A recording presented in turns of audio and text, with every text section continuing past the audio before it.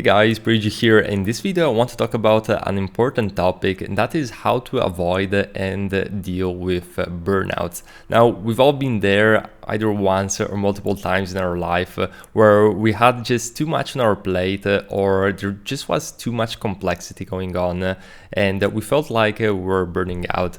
And the most important thing to keep in mind is that it's an equation, meaning that there's going to be some elements which are going to bring us to that state and it becomes easier to manage as time goes by because you understand yourself better.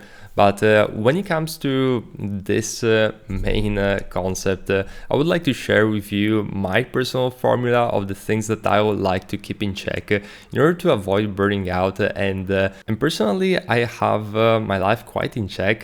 For the past years, I didn't really feel like burning out. Of course, there's going to be like more intense periods of time, but I think if you keep these four elements in check, which I'm going to share with you in just a moment, it's really easy to keep the balance. Now, let's start with the very first one, which is the client and work evaluation.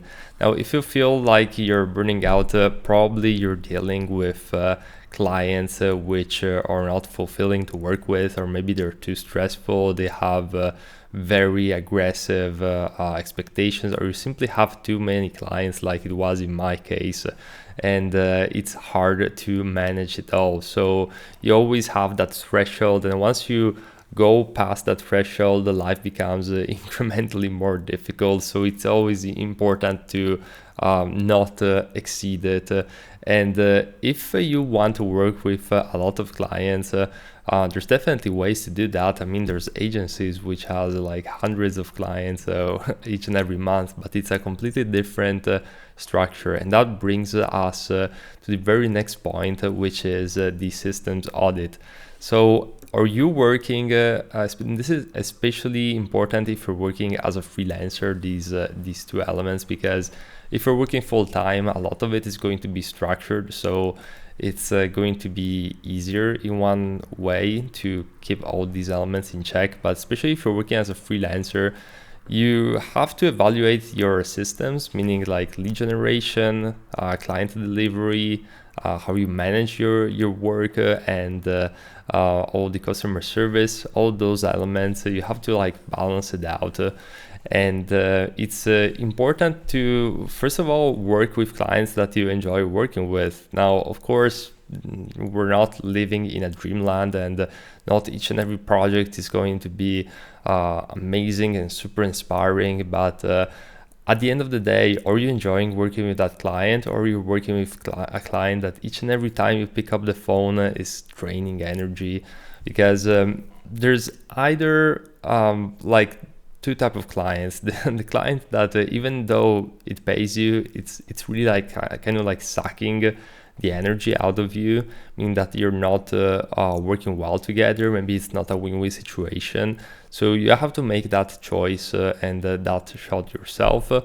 And then there's other clients which it's enjoyable to work with. You're working hard, but it just feels better. It's difficult to explain by words, but you kind of understand what I'm referring to. So you have to make that evaluation if the clients that you're working with are actually giving or taking more.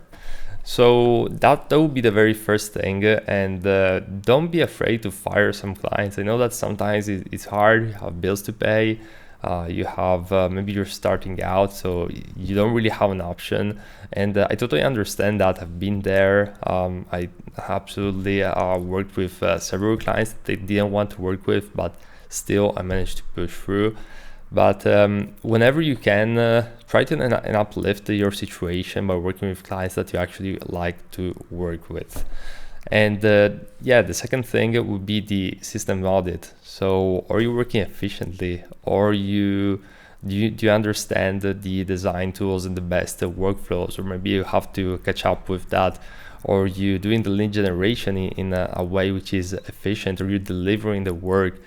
Try and take a step back from your day-to-day and note down all the processes which you're doing, how you're living your day to day, and try and figure out what is actually taking a lot of energy but it's not really giving to the process as much. So this is really important thing to consider. And other than that, I would say daily routine.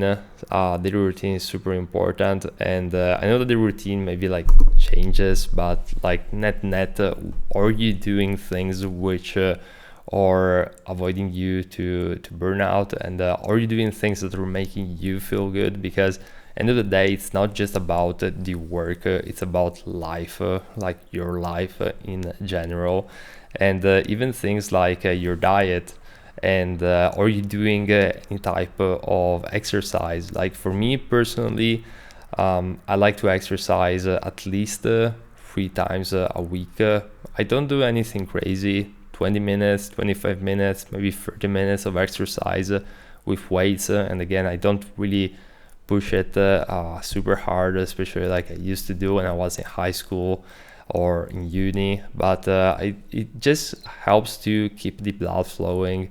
And talking about blood flowing, I also like to do at least a 20 to 40 minute walk each and every day. That really helped me with just maintaining my mental clarity, because I spend a lot of the time in front of the computer, sit on this chair, and it's really important to kind of get out and also things like, being social, having hanging out with friends, relationships, all those things are simply going to make your work-life balance easier. So keep this in mind. And I know that I've been guilty of that in the past, since I was focusing only on the work and only on improving myself as a designer. And I kind of neglected maybe like the some of the social, fitness and diet part. But whenever I dialed up on those elements, everything became much easier also in this department. So see it as a whole and not as an isolated thing, because that is really going to help you out. And it's just almost see it like diversifying your investment. If your investment is only in one pot, which is your design career and work, whenever you're going to have some setbacks in that pot, you're going to take a bigger hit compared if you diversify it in other things that can enhance, make you feel good, and just enjoy life in general and contribute, such as fitness, diet, social, community aspects. So you can see it that way, but of course you decide your own balance in that regards. And also external personal factors, because sometimes we think that the burnout is happening at work, while in reality there are some external personal factors, the type of stuff, because we all have stuff which we have to work on in our life, and even things which we are potentially afraid of, we don't want to tackle, and we kind of have it in the back of our mind, and we're like kind of like pushing them back, saying like, oh no, this is not that much important, I'd rather focus on that. Sometimes it's just to compensate the issue. So you really have to make your own evaluation in that regards, and see if maybe that one thing, if I can solve that one thing which I kind of like push back, it's also going to enable me to become to avoid burnout and become a better designer overall and a better individual. Because I think that this is something which I realized, especially as I'm growing up. Now I'm about to hit my 30s, and I realize how important it is to see life as a whole and not just ultra focus on on one thing. At least that's the path which I'm going to take. So I really hope this was useful, and want to remind you that I recently launched a free course on how to get started in UI UX design. And on my YouTube channel, I have over 500 free videos on UI UX design, both software tutorials and also advice like this one. So hope this was useful, and I'll see you in the next video.